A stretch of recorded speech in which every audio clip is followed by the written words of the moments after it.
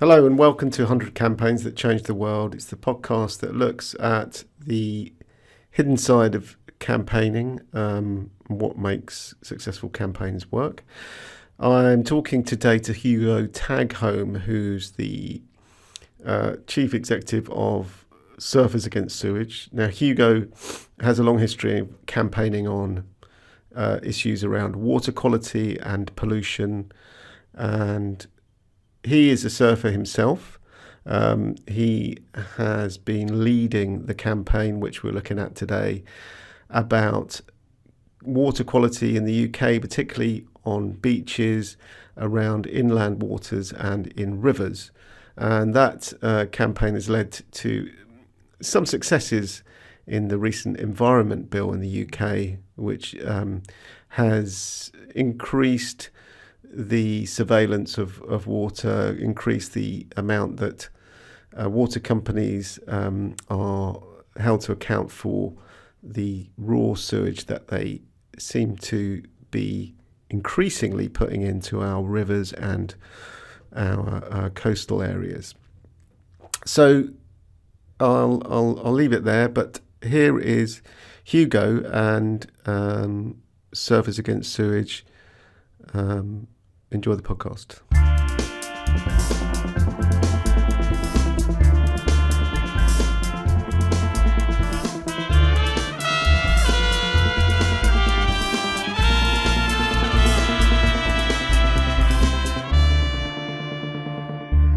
Hello and welcome to 100 Campaigns That Changed the World. I'm Steve Tibbett and I'm here with Hugo Tagholm from Surfers Against Sewage. And we are talking about the End Sewage campaign. And, Hugo, I was reading this morning that the UK ranks 25th out of 30 European countries for bathing water quality, which is very disappointing. But you've had this campaign going for a while, End Sewage, the End Sewage campaign. Could you say a bit about how you got into that campaign, how you started it, and how it's going? Yeah, well, look, I think it's probably worth just sort of, as it were, going back to sewage pollution being sort of at the heart of the organisation since our inception in 1990, which it was it's the namesake issue, and we started campaigning around that in that wave of sewage pollution that was hitting the coastline then, particularly affecting surfers and swimmers around the UK. And sort of enraging them, which led them to sort of take action from the beachfront in that period of time. And sewage pollution, like anything, sort of tends to sort of come in waves. And we saw a big wave in the 1990s, which needed action after the privatisation of the water industry. There was quite a lot of investment. There was really good European legislation that came in to help drive that and force water companies to act. I mean, there were good campaigners, not just Surfers Against Sewage, but Friends of the Earth and other groups, and it was quite a sort of potent combination of sort of photogenic sort of and quite sort of new sort of images of surfers with gas masks and surfboards and inflatable turds, sort of campaigning on this issue back then. Surfing then was a real fringe sport, wasn't sort of daily sort of news or content in any channels, and so it really stood out. And benefited from that sort of rising tide of legislation and enforcement and regulation that forced those newly privatised water companies to act. They were obliged to make investments back then, and they were being closely monitored on it and scrutinised through sort of public campaigning. We sort of fast forward 30 years and we've evolved as an organisation and taken on many other issues, but sewage pollution, or the spectre of sewage pollution, has returned to our rivers and coastline, and the sort of behaviour of water companies has been really exposed. Borderline, if not illegal, behaviour in dumping sewage in our rivers and coastline, self-reporting that has led to a decline in river and sort of coastal health in places, and people re-exposed to the dangers of sewage pollution. And this has come to a head over the last couple of years. We've never ceased campaigning on it, so we've consistently been calling for more data and information on sewage discharges, new health information on emerging threats like antibiotic-resistant bacteria. We've had new partnerships and collaborations with other organisations, not just charities in the environmental sector, but sports organisations and national governing bodies, and we've exposed alongside other organisations this great new wave of sewage pollution. The 3.1 million hours that went into our rivers and coastline in 2020 alone. We're waiting for the 2021 numbers. The thousands of sewage pollution events that happen at our best loved beaches, those places that people bathe between the red and yellow flags, spend time with their families, surf, swim, do all sorts of things. Of course, we're more than just surfers here at the organisation. And it's really that direct sort of visceral experience people have where they are spending time in an environment they love, perhaps a holiday destination that is very close to their heart, that they've been going to for a long time. Perhaps it's the beach in their local town or village that they love so much, and it outrages them when they see privatised water companies making a lot of money, meanwhile damaging the environment. Not only do we have our bathing waters at the bottom of European league tables, despite the progress we made in the 1990s, they're still languishing in that lower end of the table. If not the bottom of the table often, but also our rivers are struggling. Just 14% meet good ecological status. They sort of, broadly from a rhetoric perspective have been characterized as no-go zones. People shouldn't swim in them. Government and environment agency edicts are sort of like these should never be places people bathe, which I think the French or the Spanish would contradict. They'd go, they've got hundreds of designated bathing waters on their rivers. They see them as a public amenity that's good for health and well-being, that can support local economies where people go on holiday and enjoy themselves. And so we've built a whole new sort of body of evidence, and we're very pleased that through the Environment Bill process and through the conversations now, that we've brought it right back up to the top of public consciousness. And this is people truly care. Yeah, I mean, I think it certainly, came to my attention, and which is why I contacted you. It has gone right to the top of both the media and the government agenda. And you mentioned the Environment Bill. So, you have this situation now where, as you said, water companies are possibly breaking the law, but certainly, putting a lot of sewage into the rivers and the sea, and that seems to be increasing, which is quite shocking. But did the Environment Bill, and to what extent do you think you had a sort of parliamentary or legal success? Or would you see, is your glass half empty, or is it half full of shitty water, if you excuse the language? How do you assess that? So it's an interesting sort of way to frame it. I'd probably always prefer a glass half full of shitty water, although in terms of campaigning, half empty. I mean, but what I think around this is, like, with good campaigning, and we are talking about successful campaigning now. And we'll talk more over the course of this sort of interview. You need to expose the sort of the truth and the facts on the ground about the issues that people care about and where they're exposed to. You also need to give them staging posts of success too. And so just characterizing, or acknowledging, the Environment Bill process as just a failure would be wrong, because there are successes in it. We're proud of having pushed, since, and I'll talk about the evolution of our Safer Seas and River Service. We're proud of the progress we've made on the provision of information that's embedded now in the Environment Act on sewage discharges. That's good. We're moving forward in terms of the transparency and clarity we need to address this issue. But there's more that we feel, there's more that we feel could have been done. So we campaign very strongly with our communities around the country. And a lot of them were engaged with us through that, and engaged with their local MPs through our Safer Seas and Rivers service, which is the only national real-time water quality information service, giving real-time alerts on, every time there's a combined sewer overflow spill at beaches. And that's great. It can help keep people safe. But even more importantly, every time there's a spill, they could send a pre-populated message with all of the latest stats to their local MP saying basically what the hell's going on, what action's being taken, and what you're doing about it. And we had thousands and thousands of messages going to MPs and water company CEOs, and that really helped elevate the issue in Parliament. I was going to ask you about that.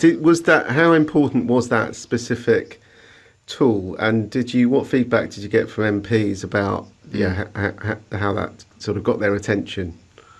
Well, we got a lot of feedback, from that, and anecdotally, the feedback is, that the level of pressure, and of course, our Secretary of State at the moment is based in not far from us in Cornwall, and has coastal constituents. So, of course, every time a message about the spills in that area go to the Secretary of State, he would have seen those, and we understand that really did help elevate the debate in Westminster about this, alongside, of course, other great organisations. But we've certainly been a driving force behind this, and that real-time data we access, and we've campaigned for a long time to access that data from water companies. We've done that since our pilot in, I think, sort of 2013 or so. We piloted real-time information at one spot in Cornwall, a place called Porthowan, very close to our office, and that's grown into a service that covers over 375 locations nationwide.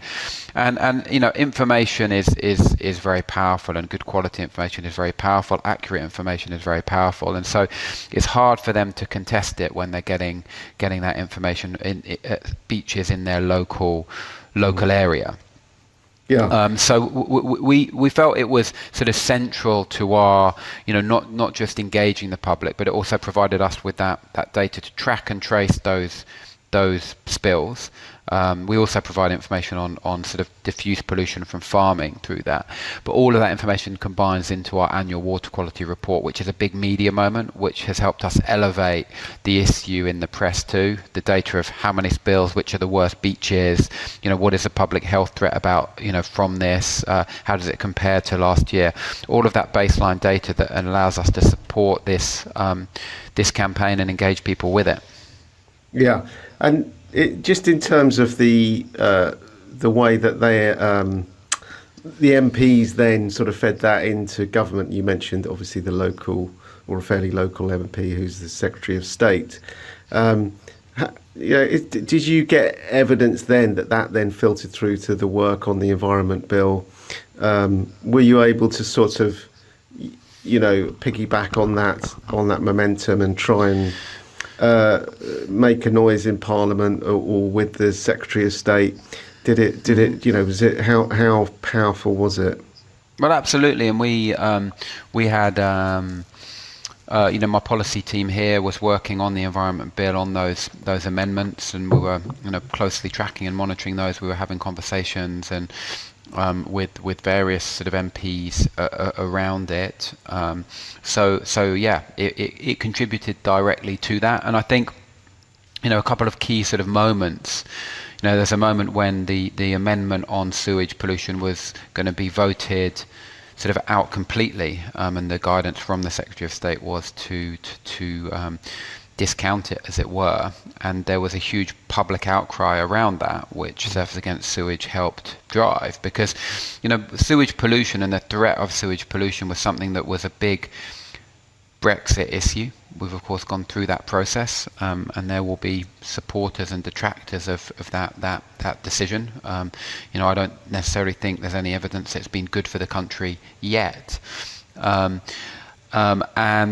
I think the government misread the mood music of the public. It had been clearly, as many organisations had made, and Friends of the Earth, Greenpeace and others during the Brexit process, clearly illustrated as a potential threat of coming out of Europe, that we would lose standards. And what sort of greater focal point than our beaches around the country potentially being less clean than they had been previously. And so that's what the optic the public saw it through. And so I was surprised that the government didn't act sooner. And it took the campaigning of Surfers Against Sewage and others. We collaborate with many through our End Sewage Pollution coalition.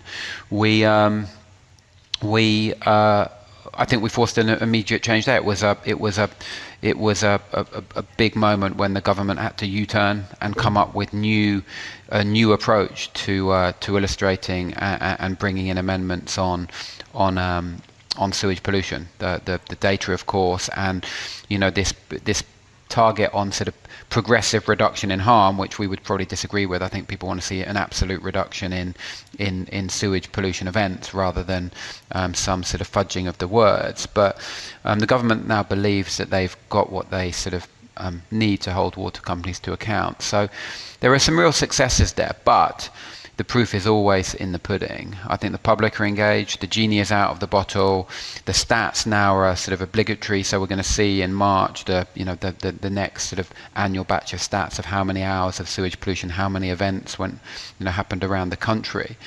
And the government's not going to be able to get around those until the industry has taken the action to as it were, to top off the bell curve and start to deliver a reduction in sewage pollution events. And some of the progress people want to see: bathing waters on rivers, bathing waters climbing the table sort of nationwide, less sewage pollution events, a water industry that's putting money into the environment rather than shareholder pockets, all of those things. It's a sort of an age-old story, people are always angry about businesses making too much money at the expense of either the environment or public sort of health and well-being.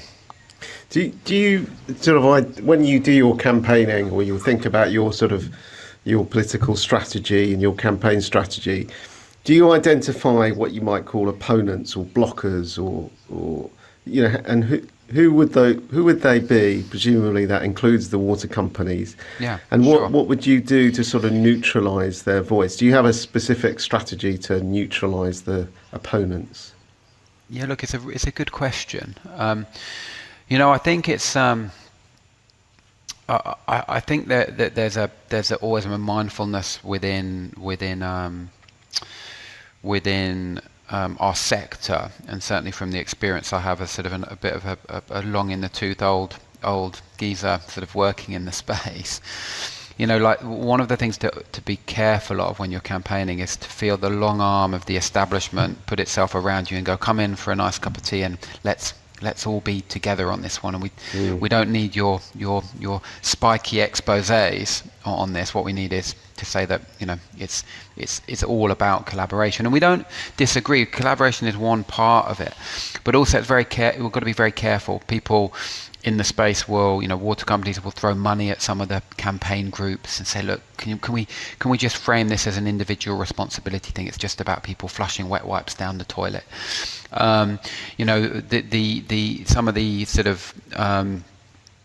Some of the other establishment players will invite you round the table, make you feel special with a bit of status, make you feel special with some funding for projects that diffuse the criticism.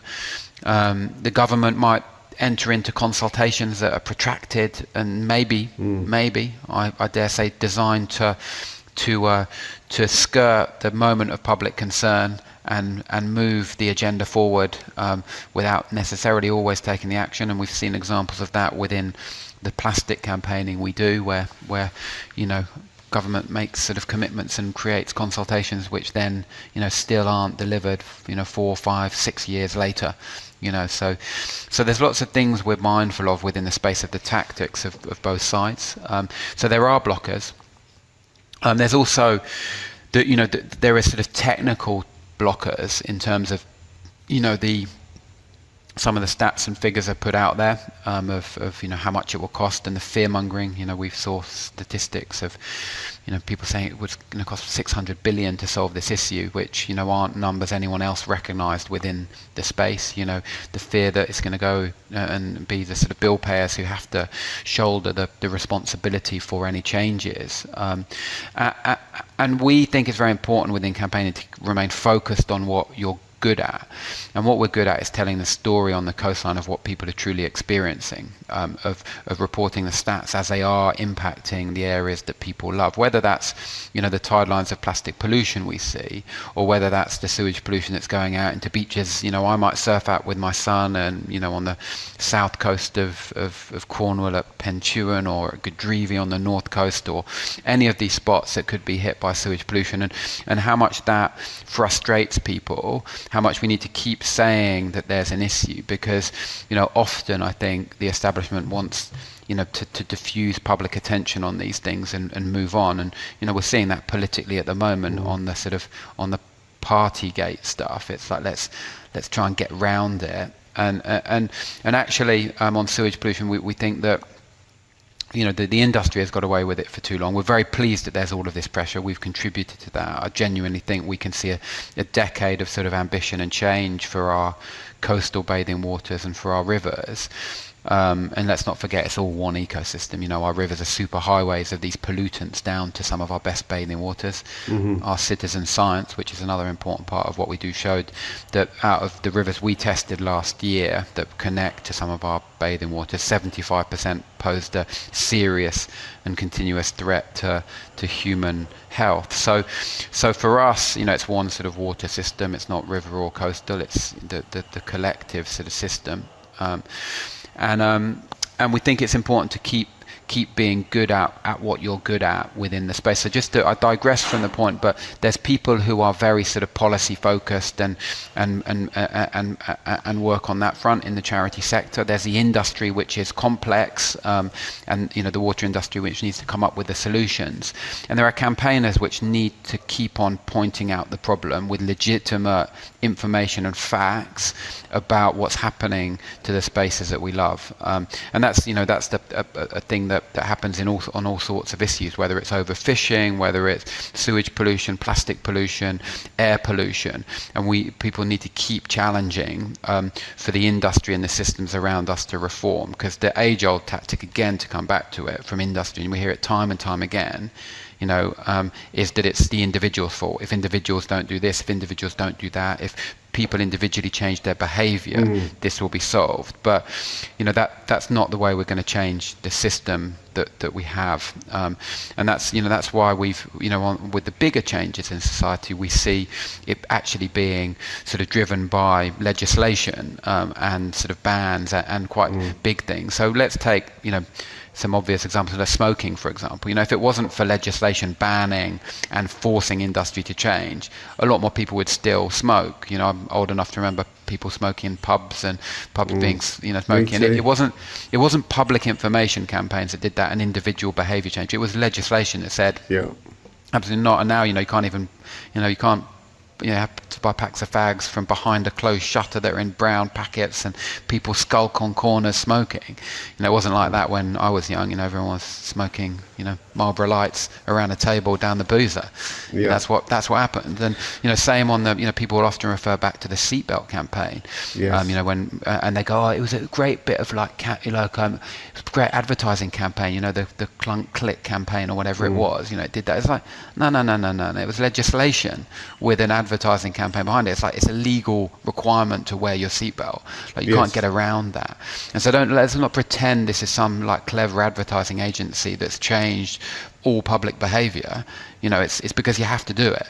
You know, so like these big changes, it's the same with, you know, if we look at it from an emissions perspective, you know, the motor industry, the automobile industry has to reduce the emissions from their engines, and now they've got the target to, you know, phase out all combustion engines by whatever 20 or diesel engines by 2030, and there's these legal requirements and targets, you know, and that's what we've got to see, because I think with industry, these voluntary measures and the ability to keep deferring to the, you know, the public individual responsibility is a hindrance on this. That's one of the biggest blocks. You know, we see it on sewage pollution with these endless think before you flush campaigns. I mean, you know, it's not going to change. It's not going to change the system. It's not going to stop people, you know, putting wet wipes in toilets generally. You know, just ban wet wipes if we need to do that. I mean, I'm sure people can survive with flannels. I mean, we've gone through 2 years of the pandemic where we where we've accepted things we never dreamt we would accept. We haven't been able to see our family, we haven't been able to come to work, we haven't been able to get together for a drink, apart from if you live in Downing Street. All of these things that we've just had to suck up. And so I think there's changes that the government can often be scared to put forward. But look, if people ban wet wipes tomorrow, the world will carry on and it'll be fine. So if we really need to take action on that, let's go for the jugular. And this is, sorry to stick on the point, but I do think this is important. This individual sort of assignment of blame, and we take it right back to things. Let's look at the plastic sort of thing. When single-use plastics sort of really took hold, however many decades ago, the drinks industry in the States came up with the I think the Crying Indian campaign. It was called. It was a campaign that showed. A Native American Indian and plastic pollution everywhere, and the strapline was something along the lines of pollution starts with people and it ends with people, and it was about transporting that blame across to individuals as the industry shifted to a single-use mentality with no actual plan of how to control and contain that pollutant.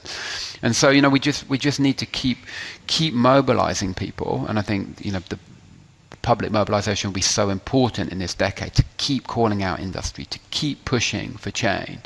And I think we're in a decade, just to finish on that point, we're in a decade that's quite similar to where we started in the 1990s, which was a decade of public uprising on the poll tax, public uprising on sort of new roads being built. We had Swampy burying himself in the ground and chaining himself to trees. We had people being sort of outraged by economic, social and environmental injustice, and these sort of movements starting, and great change came in with that, driven by good, strong legislation coming in from Europe, often on the environmental front.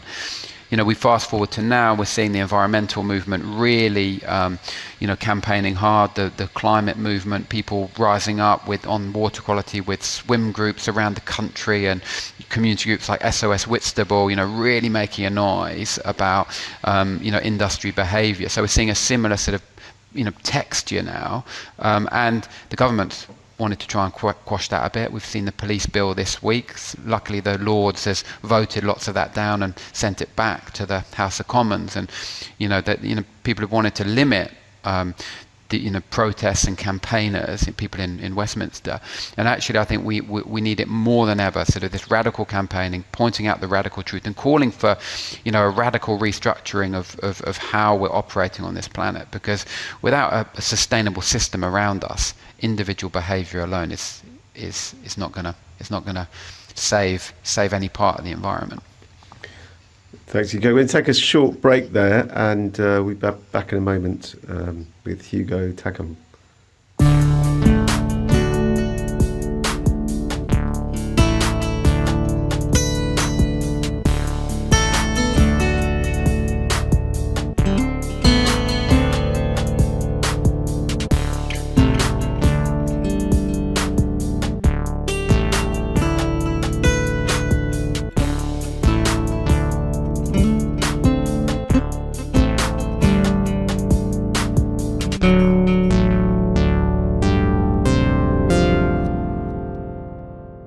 We're back with Hugo Tagholm, and we're talking about the End Sewage campaign. And Hugo, I want to ask you, and you were talking before the break about, I think the long arm of the establishment being put around you and trying to cuddle you close to stop you speaking out.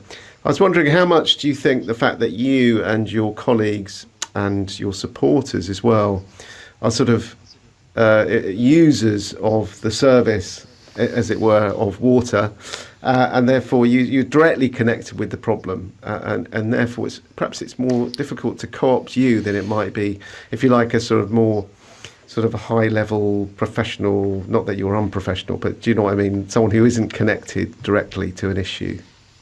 Yeah, look, I think maybe that's where sometimes our model can confound people. the establishment, because we've got one foot firmly planted on the beach, and we've got another foot, planted in Westminster, and they know that we, operate really professionally. They know that we've got an incredible organisation with millions of supporters behind it, really, and we've got a very agile model that can pivot between those sort of two spaces. And so we're a bit of probably a thorn in the side of some of them, because normally they like sort of one or the other. You can characterise the sort of campaigny side and sort of isolate it, or you can work with the sort of policy side, the establishment side, and sort of isolate it. But if there's a sort of interface between the two, I think it is more disconcerting for the establishment and the powers that be.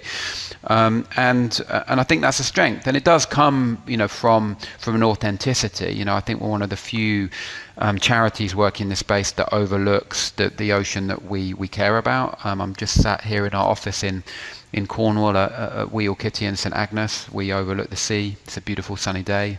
There's good waves. Hopefully I'll surf on the way home, and that's a real motivator. That connection with the ocean, and we do see the issues firsthand. Last summer, I swam through sewage slicks at times. I surfed, in rivers that clearly had sewage coming out of them, sort of inadvertently, and then sort of retrospectively checked on the sort of the warnings. And so I think those direct motivations have always been one of the most powerful parts of Surfers Against Sewage, and keeping our campaigns pretty different and authentic.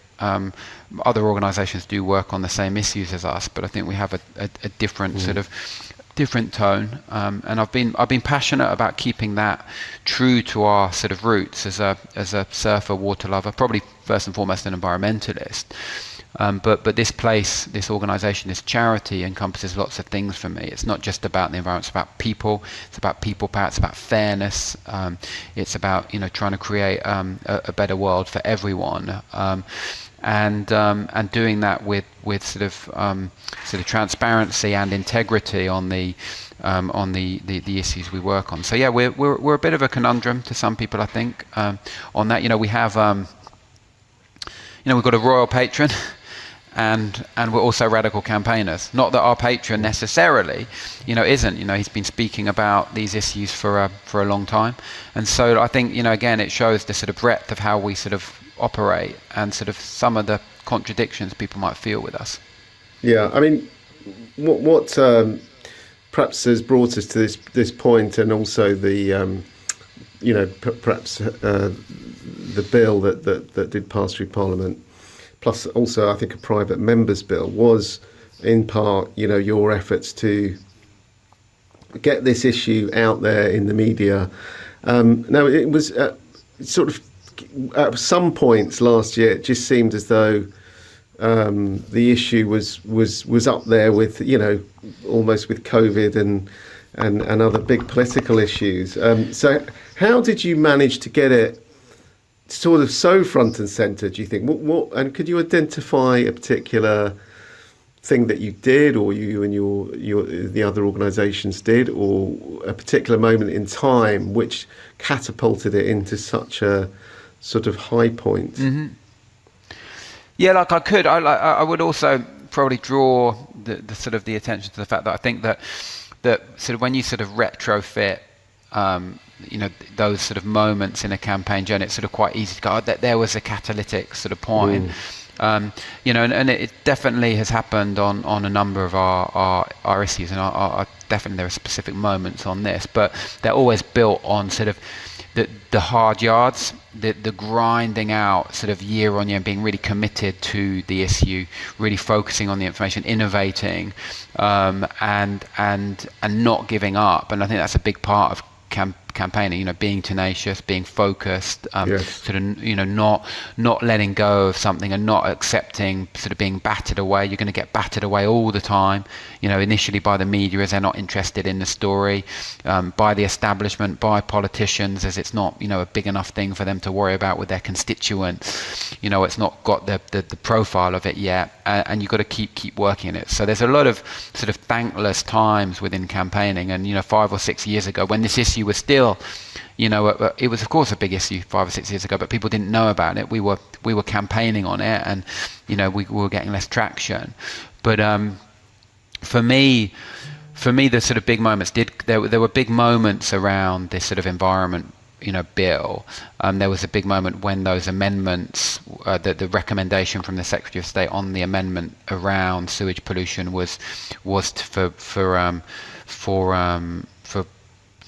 MPs not to support it, and that showed that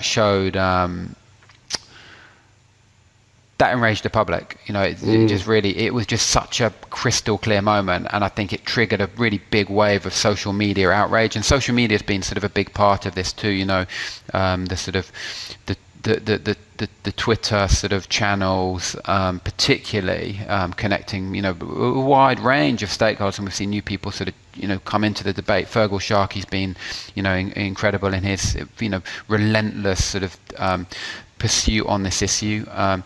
Deborah Mead and Gary Lineker, sports people, celebrities, campaigners on the ground, groups like SOS Whitstable. So we saw a sort of critical mass building up, and that was a trigger point that then catapulted it into, a sort of a wider, public concern. It had built up from, we had done quite a lot of work with Philip Dunn on the private members bill, on the inland sewage sort of bill, which had hundreds of members of parliament support it. So that was sort of an inside sort of tactic, and that elevated the profile again within Westminster. So there's lots of sort of trigger points, but publicly I think that's been one of the most important things, and it shines a light on how, I think particularly how important the public perception is to MPs in terms of their constituency. If they lose that favour, if there's an incendiary issue like this, and we do believe sewage pollution will come back at the next general election as an issue that people will be talking about, particularly in coastal regions.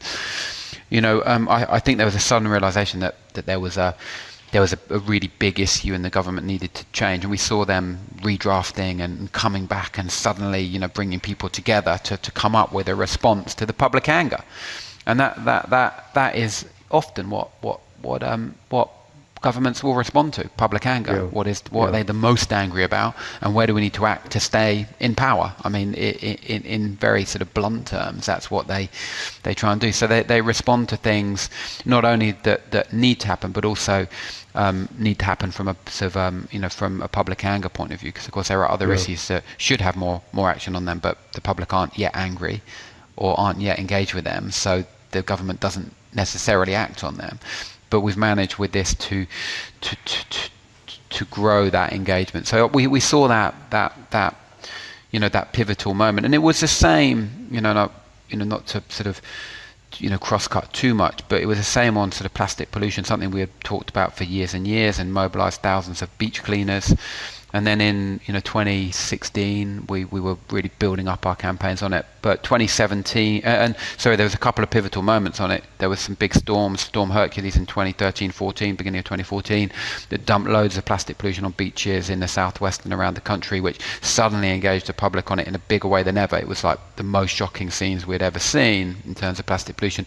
And then the Blue Planet effects, out of 7 hours of broadcasting, and everyone assumes the Blue Planet was about plastic, only I think 14 minutes was about plastic pollution. So what a powerful 14 minutes that suddenly catapulted government into needing to act. But there was all of the background work, the legwork that had happened, the beach cleaners, the evidence, the reports people had published, the work they had done on individual things like plastic bags. But it was that moment, that 14 minutes, that propelled people, propelled sort of public action and the public perception of it. So there's always pivotal moments, but they were always grown on a foundation of the sort of hard yards and the sort of tireless campaigning. Yeah. I mean, and you talk about that sort of building up to perhaps a bit of a crescendo last year, and then you've had the Environment Act that's gone through Parliament in the UK. Sorry, we should say that quite a lot of our listeners are not from the UK. But is it difficult then to sort of pick yourself up after such a big heave and get going for the next? How do you keep the momentum going into the future? Once you've got at least some of what you wanted, and how do you sort of go again for the next phase? Well, yeah, that's a really good question. I think my job always, like leading this organisation, this charity, is to have that longer term sort of vision to make sure people can feel lifted and can maintain momentum. Campaigns come in waves too, just as I talked about the waves of sewage pollution, and you need to accept there's going to be peaks and troughs, and it's not always going to be, 10 in volume or 11 in volume. It's always going to be, peaks and troughs. So we, of course, Horizon Scan, and we do a big planning process with the team. We look at those political moments, we look at public engagement moments, we collect more data. So we have both internal and external moments we would drive with this, and the government has to present its plan to tackle sewage pollution in September this year.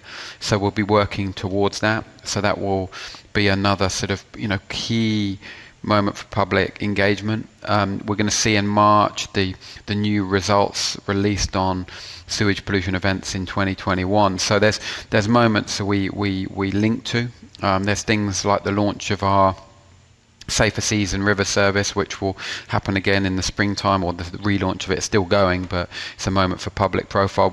We'll also see, we're going to be launching a new piece of work calling for more river bathing waters over the next few years, which will respond to the public demand and need for action. We're going to be doing actions as well outside water company HQs at some stage. So there's lots of different tactics that we build into it, some that we're fully in control of because they're our own projects, some that we're responding to because there's an external moment, and we fuse those two things together as we would on any campaigns. But yeah, you got to keep sort of optimistic with campaigning. You got to keep motivated. It can be sort of hard at times, particularly if you don't get the results. My job is to keep a bit of that optimism in the team always, or a lot of it. I'm an optimistic person as a campaigner. I think you got to combine the sort of the doom and gloom that's out there and the challenge with some optimism about the still amazing planet that we live on, and the opportunity to save and restore environments, to protect people in a bigger way, to create a more equitable society. And that's all about sort of radical hope and sort of more radical truth around it, and being able to not be sort of I suppose not be pessimistic, and not be sort of absolute that either we win or we fail. We win or we lose. Truthfully, it's never that binary. We make progress. We lose some ground. We gain some more ground. We have some wins. We have some losses. But you just got to keep fighting. Well, Hugo, it's been a pleasure to hear about the campaign and your work at Surfers Against Sewage. And thank you so much for your time. And I hope you do continue to be successful, because I think a lot of us who like to go to the seaside and paddle around in the water, we sort of rely on people like you to make it safer and more pleasant. So thanks a lot for your time.